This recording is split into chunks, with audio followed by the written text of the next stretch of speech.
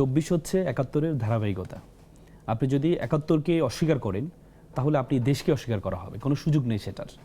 এবং ৭১-কে অস্বীকার করার সুযোগ নেই, আবার ২৪-কেও অস্বীকার করার সুযোগ নেই।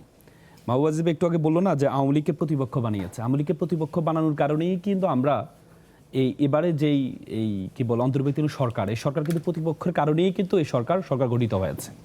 গত ৩টি ট্রাম শুধুমাত্র এই মানে মুক্তিযুদ্ধের চেতনার কথা বলে গত 3টি ট্রাম মানুষকে 17-18 বছর আমরা তরুণ যারা ছিলাম আমরা ভোট দিতে পারিনি। আমাদেরকে ভোট থেকে আমাদেরকে সরানো হয়েছে।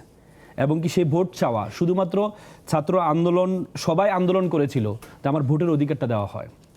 আপনি দেখেছেন ৭১ স্বাধীনতা যুদ্ধটা ৭০-এর নির্বাচনের ফলশ্রুতিতেই কিন্তু ৭০ নির্বাচনে এত আকাশ এই আপনার ভূমিধস বিজয় পাওয়ার পরে যখন ক্ষমতাটা দেওয়া হয়নি তখনই কিন্তু ৭১টা হয়েছিল। তো সুতরাং এই যে গত তিনটা ট্রাম আমাদেরকে ভোটের যে অধিকার সেই অধিকার হরণ করা হয়েছে।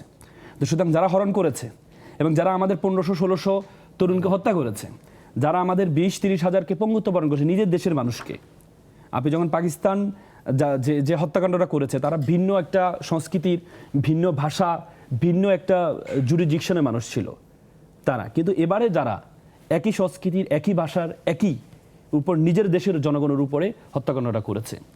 কিন্তু আপনি হত্যাকাণ্ড করার পরে আপনি কি দেখেছেন ন্যূনতম অনুশোচনা বোধ আমরা দেখিনি এখনো পর্যন্ত।